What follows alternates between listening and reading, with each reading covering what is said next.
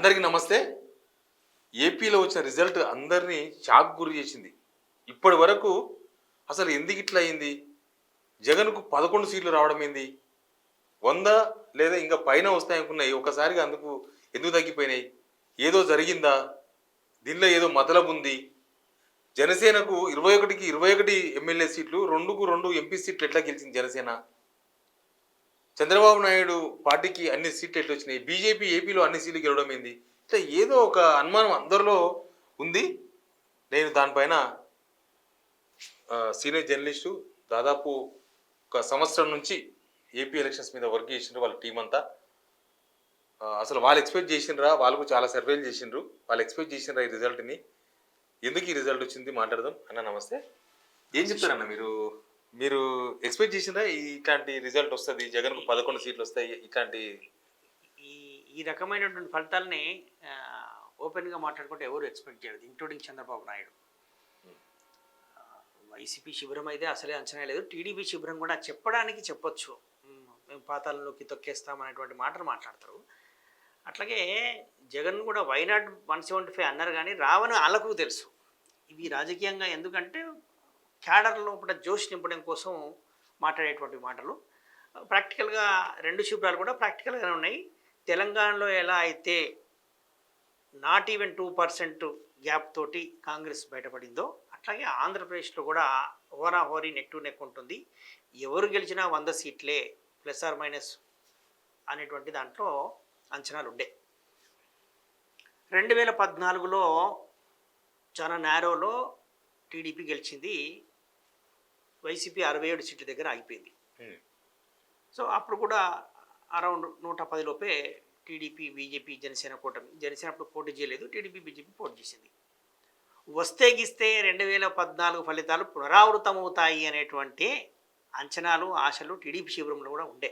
వాస్తవం మాట్లాడుకోవాలి. బయటికి చెప్పడానికి మనం 150 గెలుస్తాం, 150 గెలుస్తామని చెప్పేసి చాలామంది చెప్తారు. కానీ ఈ రకమైనటువంటి ఫలితాలు రావడానికి కారణం ఏంటి అంటే, మొదటి నుంచి కొన్ని అంశాలు తీవ్రంగా ప్రభావితం చేసినట్టయితే ఎక్కడో తేడా కొడుతుంది అనేటువంటి అంచనాలు అయితే ఉండే, మాకు కూడా ఉండే. అందులో ప్రధానమైనటువంటి అంశం ఏంటంటే, తెలంగాణలో కేసీఆర్ ఓడిపోవడానికి కారణము ఏంటో ఆంధ్రప్రదేశ్లో జగన్ ఓడిపోవడానికి కూడా కారణం అదే. అన్డెమోక్రటిక్, ఫస్ట్ పాయింట్ ఇది, undemocratic attitude of the government. ముఖ్యమంత్రుల అప్రజాస్వామిక విధానాలు. ఇక్కడ ఫామ్ హౌస్ సీఎం కేసీఆర్, అక్కడ ప్యాలెస్ సీఎం కేసీఆర్. ఈయన ఎవరిని కలవకపోయేది, అక్కడ ఆయన ఎవరిని కలవకపోయేది. ఇది కరెక్ట్ కాదు, ప్రజాస్వామిక వాతావరణం ఉండాలి అనేటువంటిది. ఇక్కడ కనీసం తెలంగాణలో కేసీఆర్ను కలవకపోతే ఆయన తర్వాత కేటీఆర్, హరీష్ రావు, కవితను, సంతోషు, వినోద్ రావు ఇలాంటి నాయకులన్నా వాళ్ళకు వెంటిలేషన్ ఉండేది, ఒక సమస్యను ముఖ్యమంత్రి దృష్టికి తీసుకుపోవాలనుకుంటే. కానీ ఆంధ్రప్రదేశ్లో ఆ పరిస్థితి లేకుండా 1 to 10 వైఎస్ జగనే, అన్నీ ఆయనే. ఒక ఆయన కలవడానికే ఇబ్బంది పడే పరిస్థితి. ఇవాళ తాజాగా వైసీపీ మాజీ ఎమ్మెల్యే జక్కంపూడి రాజానే వైఎస్ కోటరీ, జగన్ కోటరీ చాలా ఇది చేసింది, డ్యామేజ్ చేసింది, మేము ముఖ్యమంత్రిని కలవడానికే ఆఫీసర్ ధనంజయ రెడ్డి మీద కామెంట్ చేసినటువంటి పరిస్థితి. ఈ రకమైనటువంటి యాటిట్యూడ్ అక్కడ. అంటే తెలుగు ప్రజలు అవినీతినైనా సహిస్తారు కానీ అహంకారాన్ని సహించరు అనేటువంటిది గతంలో నిరూపితమైంది. ఎన్టీఆర్ను కూడా అందుకే ఓడించారు, మొన్న కేసీఆర్, ఇప్పుడు జగన్. ఈ రకమైనటువంటి యాటిట్యూడ్ మాత్రం ఎక్కడ కూడా మనం ఇందిరాగాంధీని చూసాం, ఆ తర్వాత పరిణామాలు దేశవ్యాప్తంగా కూడా ఇలాంటివి చూస్తున్నాం. అక్కడ కూడా ఇది ఫస్ట్ పాయింట్ అనేది. రెండో కారణం ఏంటి అంటే వాలంటీర్ వ్యవస్థ. ఈ వాలంటీర్ వ్యవస్థ ప్రజలకు మేలు చేసింది, ప్రజలకు అద్భుతమైనటువంటి సేవలు అందించింది, డెలివరీ మొత్తం అద్భుతమైనటువంటి. కానీ అక్కడ ఒక రకమైనటువంటి పొలిటికల్ డ్యామేజ్ జరిగింది వైసీపీకి. ఏంటి అంటే పొలిటికల్ స్ట్రక్చర్ని బైపాస్ చేస్తూ వాలంటరీ వ్యవస్థ ప్రజలకు సర్వీసెస్ ఇవ్వడం అనేటువంటిది ప్రజలకు మేలు జరిగింది, కానీ పార్టీకి నష్టం జరిగింది. 2019లో టీడీపీ ఓటమి కారణము జన్మభూమి కమిటీలో. టీడీపీ క్యాడరే ఆ పార్టీని ఉంచింది. జన్మభూమి కమిటీలో అరాచకాలు, అవినీతి, వాటి వల్ల మళ్ళీ చంద్రబాబు నాయుడు వస్తే ఈ జన్మభూమి కమిటీలో అరాచకం ఉంటుంది, ఏం కావాలన్నా వాళ్ళదే ఉంటుంది. జన్మభూమి కమిటీల వల్ల టీడీపీ ఓడిపోయింది. ఇప్పుడు ఇక్కడ ఏమైందంటే పొలిటికల్ స్ట్రక్చర్ను బైపాస్ చేస్తూ వాలంటరీ వ్యవస్థ క్షేత్రస్థాయిలో పనిచేసింది. అంటే మీకు సర్పంచులు, జెడ్పీటీసీలు, ఎంపీటీసీ అంతా డమ్మి అయిపోయారు. డమ్మీ అయిపోయినారు. మీకు ఒక క్యాస్ట్ సర్టిఫికేట్ కావాలన్నా, రేషన్ కార్డు కావాలన్నా, పెన్షన్ కావాలన్నా, ఇంకోటి ఏం కావాలన్నా కూడా వాలంటరీ వ్యవస్థ ప్రజలకు అందుబాటులో ఉండేది. వాళ్ళు వాలంటీర్లు అడిగేది, వాలంటీర్లు ఇంకొకరికి వినతి పత్రాలు ఇవ్వడాల్లో, సర్వీస్ చేయడంలో ఆ రకమైనటువంటి ఉండడం వల్ల పొలిటికల్ స్ట్రక్చరు కింద స్థాయిలో పనిచేసే వాళ్ళు రాజకీయ గుర్తింపు, గౌరవాన్ని కోరుకుంటారు. ఆ పొలిటికల్ రికగ్నిషన్, పొలిటికల్ రెస్పెక్ట్ లేకపోవడం వల్ల పార్టీ స్ట్రక్చరు బాగా ఓట్లు ఎవరు అడగాలి? పొలిటికల్ ఇప్పుడు వాలంటీర్ అనేట ఆయనే ప్రజలకు సర్వీస్ చేస్తాడు, శాలరీ తీసుకుంటాడు, కానీ పొలిటికల్ మోటివేషన్ చేయలేడు. ఎన్నికలు వచ్చినప్పుడు పార్టీకి ఓటేయండి అని చెప్పేటువంటి డ్యూటీ ఆయనది కాదు, ఆయన లక్షణం కాదు, ఆయన చేయలేడు. ప్రజలకు సేవ చేసి ఎలక్షన్స్ అప్పుడు మాకు పార్టీకి ఓటేయండి అని చెప్పేసి అడగడం అనేటువంటిది political structure, political worker, political system చేయాలి. ఆ సిస్టమ్ కొలాప్స్ అయిపోయింది. అక్కడ మాకు రాజకీయ గుర్తింపు, గౌరవం లేనప్పుడు ఇంకెందుకు, ఎవరు గెలిస్తే మాకేంది అనేటువంటి ఒక రకమైనటువంటి నిరాశ నిస్పృహలో క్యాడరు ఉండడం వల్ల అది లోకల్ బాడీ ఎలక్షన్స్ తర్వాత ఈ రకమైనటువంటి జరిగింది అనేటువంటిది ఒక observation. Voter, volunteer, chief minister, ఈ model voter, volunteer, chief minister, ఈ మోడల్ అనేటువంటి దాన్ని కొత్త ప్రయోగం చేశాడు అక్కడ వైఎస్ జగన్. ఆ ప్రయోగం బెడిసి కొట్టింది. మీకు 40% ఓట్లు వచ్చాయి వైసీపీకి. ఎట్లొచ్చినాయి? ముఖ్యమంత్రి అప్పీల్ చేస్తే వచ్చినాయి, పోటీ చేసిన అభ్యర్థులు అప్పీల్ చేస్తే వచ్చినాయి. కానీ ఓటర్ దగ్గరికి వెళ్ళి నేరుగా మీరు మాకు ఓటేయాలి అని చెప్పేసి దండం పెట్టి ఓటు అడిగేటువంటి వ్యవస్థ అక్కడ చురుగ్గా పనిచేయలే. వైసీపీ కార్యకర్తలు చురుగ్గా పనిచేయలేదు. ఎందుకు పనిచేయలేదు అంటే వాళ్ళకి ఆ స్థాయిలో రాజకీయ గుర్తింపు, గౌరవం ఈ 3-4 ఏళ్ళ పోయింది. లోకల్ సర్పంచ్ ఒక రేషన్ కార్డు ఇప్పిస్తే కనెక్టివిటీ అట్లా ఉంటుంది ఆ ఊర్లో. ఎగ్జాక్ట్లీ. ఇప్పుడు ఇక ముఖ్యమంత్రి మనం ఇంతకుముందు చెప్పుకున్నటువంటి పాయింట్ అంతా తానే అంటే 1 to 10 అంతా తానేటువంటిది ఎక్కడ ప్రతిసారి బటన్ను చీఫ్ మినిస్టర్గా వైఎస్ జగన్మోహన్ రెడ్డి నొక్కాడు. అది ఏ డిపార్ట్మెంట్ అయినా సరే. ఆ శాఖలకు మంత్రులు ఉన్నప్పుడు ఆ మంత్రులకు కూడా అవకాశం ఇచ్చుంటే బాగుండేది. అట్లా మంత్రులకు అవకాశం ఏ మంత్రి కూడా బటన్ నొక్కినటువంటి మనం చూడలే, తక్కువ సందర్భాలు. అట్లా ఆయన ప్రతిపక్ష నాయకుడిగా ఎంత అయితే ప్రజలతో కనెక్ట్ అయ్యాడో, 2014లో అంతకుముందుకు ఓదార్పు యాత్రతో ఎంతో ప్రజలతో కనెక్ట్ అయ్యాడో, ఈ ముఖ్యమంత్రిగా 5 ఏళ్ళు ఆయన ప్రజలతో కనెక్ట్ కాలేదు. ఆ లీడర్లతో కూడా కనెక్ట్ కాకపోవడం వల్ల ఈ రకమైనటువంటి ఫలితాలు అనేటువంటిది. ఎందుకంటే ఓటర్ను మోటివేట్ చేసేటువంటి సిస్టమ్, మెకానిజము అక్కడ లోపించింది. అయినా 40% ఓట్లు రావడానికి ప్రధాన కారణం ఏంటి అంటే ఆయన నమ్ముకున్నటువంటి సంక్షేమ పథకాలే.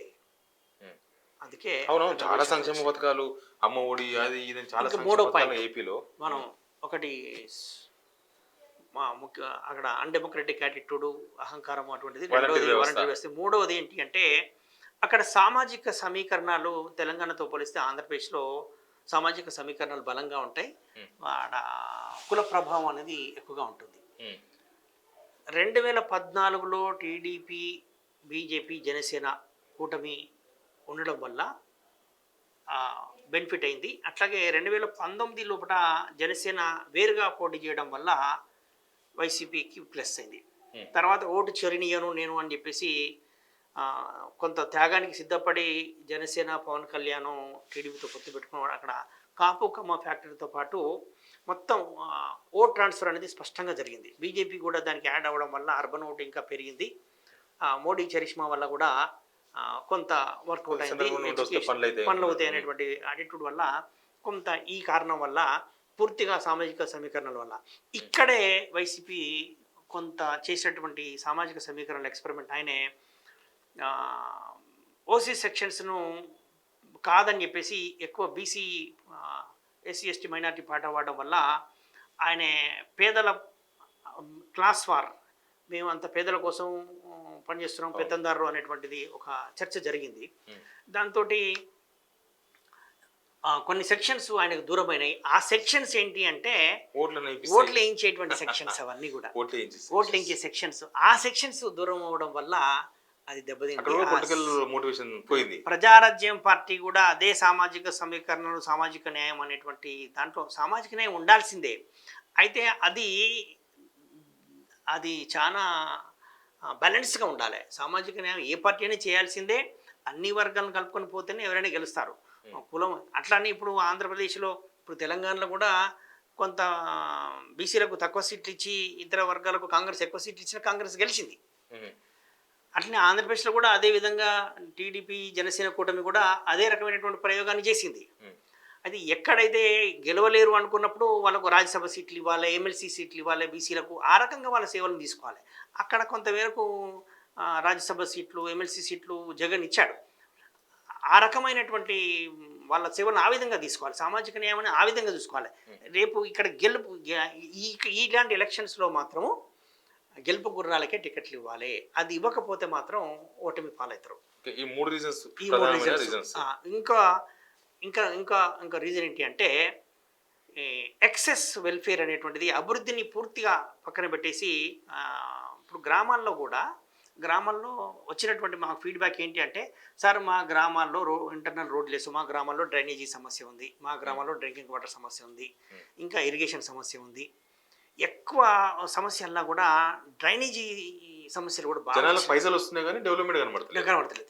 ఈ సమస్యలకు పరిష్కారమే లేకుండా పోయింది. రోడ్లు, డ్రైనేజీ సమస్యలు, తాగునీటి సమస్యలు, ఇవి ఫీడ్బ్యాక్ గ్రామ స్థాయిలో రూరల్ వచ్చినటువంటిది.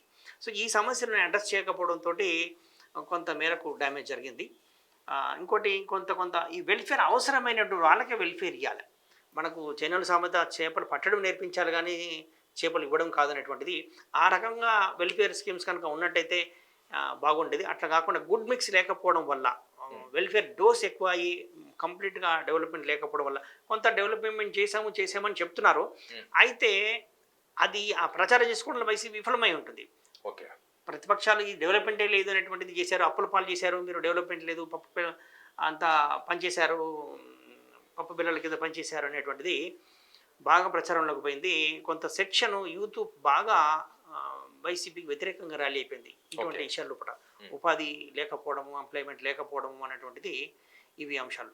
ఇంకా 5వ అంశం ఏంటి అంటే చంద్రబాబు నాయుడును అరెస్ట్ చేయడం, పవన్ కళ్యాణ్ను హేళన చేయడం. ఈ అంశాలు దాంతో కొన్ని సెక్షన్స్ వాళ్ళ వెనుక ర్యాలీ అయ్యాయి.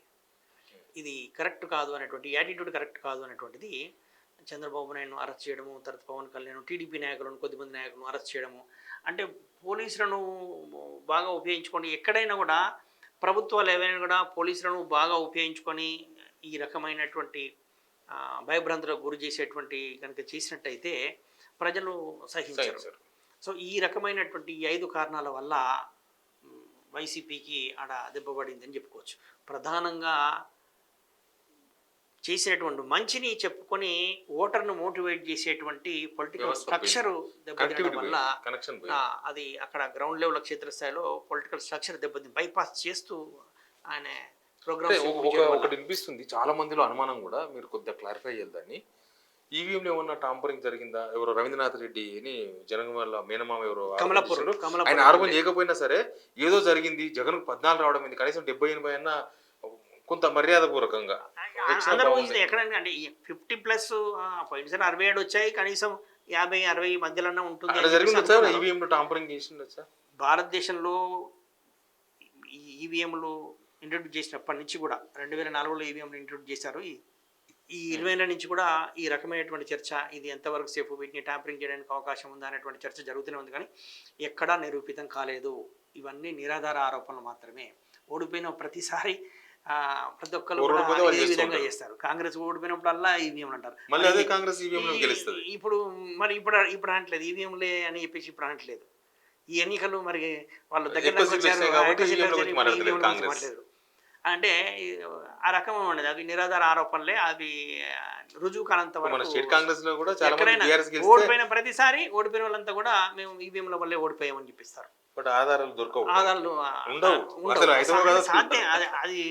అది ఎప్పుడే ఎవరైనా ఆరోపణలు చేస్తే అవి ఆధారాలతో సహా ఆరోపణలు ఇస్తే, ఈవెన్ సీఎం స్థాయిలో ఆయన రాజీనామా చేసిన తర్వాత జగన్మోహన్ రెడ్డి కూడా కొన్ని అనుమానాలు ఉన్నాయి కానీ అవి ఆధారాలు లేవని చెప్పేసి మాట్లాడారు. సో అవి ఎవరు మాట్లాడినా కూడా ఇదే రకంగా ఉంటుంది. అది ప్రజలు రిసీవ్ చేస్తారు. మెయిన్గా 5 పాయింట్లు, 5 రీజన్స్ తోన ఏపీలో జగన్ 11 సీట్లకు మాత్రమే పర్మిట్ అక్కడి వరకు ఆగిపోవడానికి ప్రధానమైన కారణాలు 5 కారణాలు. ఇవే 5 కారణాలని సునీల్ రెడ్డి గారు చెప్తున్నారు. Please subscribe signal TV.